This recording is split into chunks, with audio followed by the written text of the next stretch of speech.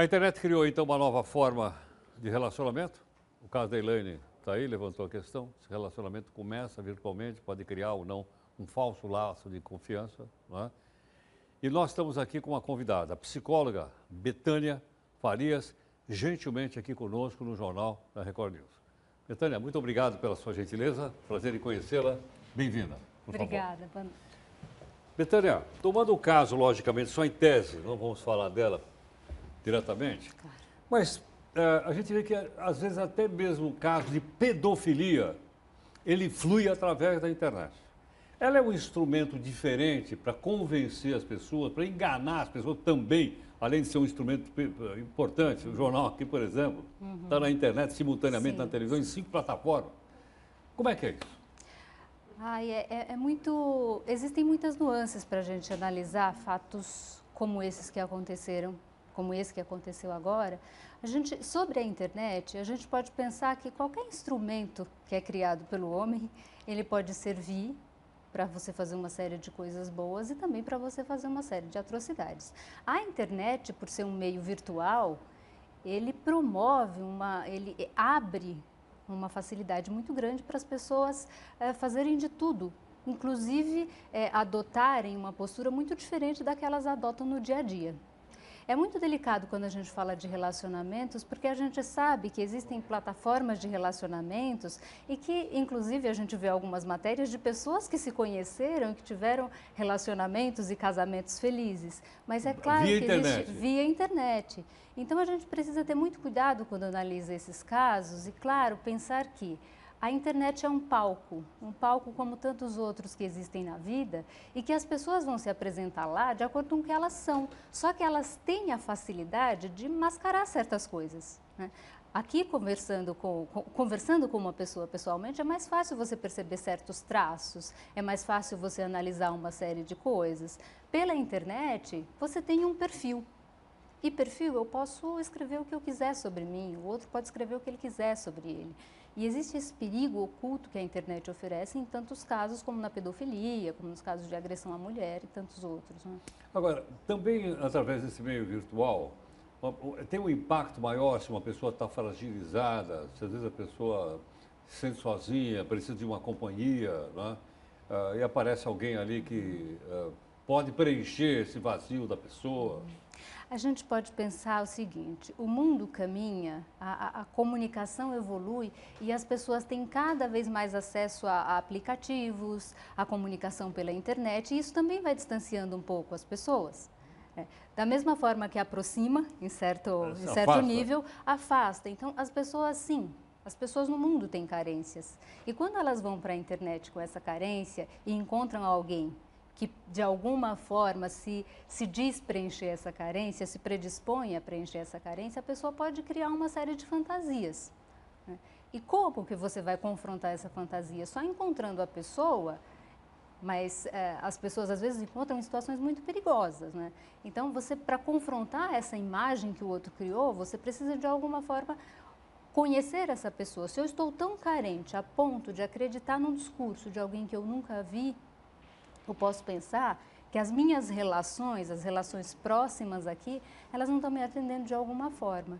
A gente precisa, de alguma forma, olhar para quem está mais perto, tentar se relacionar aqui, até para a gente construir parâmetros para poder se relacionar na internet. Entendo. Agora, eu imagino que essa fragilidade todos os seres humanos têm, né? A gente, em alguns momentos, está mais frágil, outro está menos frágil, né? E talvez acho que quando a gente está mais frágil, a gente acaba aceitando, dizendo, não, isso não vai acontecer comigo, né? Parece ser uma pessoa tão boa, um jeito carinhoso, etc, né? E a pessoa acaba se aproximando de alguém que pode fazer o que esse cidadão fez aí, não? É importante a gente pensar que também, quando a gente pega situações de violência contra a mulher, existem situações de violência em que a mulher, ela passa anos casada com a mesma pessoa e é dessa pessoa que ela sofre violência. Então, claro que quando a gente pensa na exposição, eu queria só tomar esse cuidado para a gente poder analisar esse caso, mas não esquecer também que existem mulheres que elas são submetidas a violências por pessoas que elas conhecem, inclusive. Então, se a gente, conhecendo pessoas e se relacionando, já já existem tantos relatos de violência. Quando você vai para a internet e você vai encontrar uma pessoa que você nunca viu, a gente pode considerar que existe um risco muito maior até de proteção à vida, né?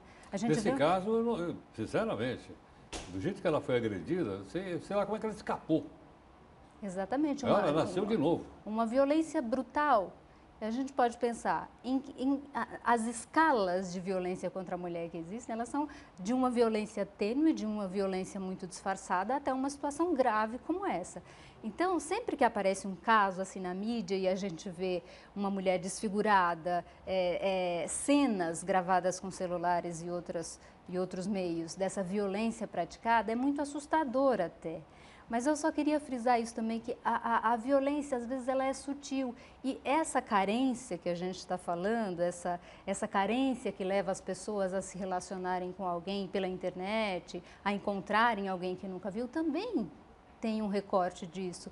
O quanto essa violência vai sendo praticada, sutil, faz com que as pessoas fiquem mais carentes, faz com que as pessoas acreditem que por essas vias, por esses meios, encontraram alguém que possa cuidar, que possa dar ouvidos, que possa dar carinho, e entram nessas situações. Claro que não vale aqui a gente fazer uma análise desse caso, porque a gente não conhece essa moça, não sabe exatamente o que aconteceu antes dela encontrar esse rapaz. O que a gente pode pensar é situações onde você vai encontrar alguém que você nunca viu, e mais ainda que você traz para dentro de casa, você se expõe a um risco muito maior. Então, acho que são dois riscos. Primeiro, encontrar uma pessoa que você nunca viu. Segundo, que não é no lugar público. Tá? Suponha que o encontro desse fosse num shopping, por exemplo, né, num lugar onde tem muita gente. Quer dizer, qualquer vamos dizer assim, comportamento não convencional, você pode simplesmente pedir ajuda. Claro que isso não garantiria. Sem dúvida. Esse encontro em público, ele não garante que não vai existir situação de violência, assim como se casar com uma pessoa que você se relaciona por anos não garante que não existirá uma situação de violência. No entanto, a gente pode pensar num risco maior.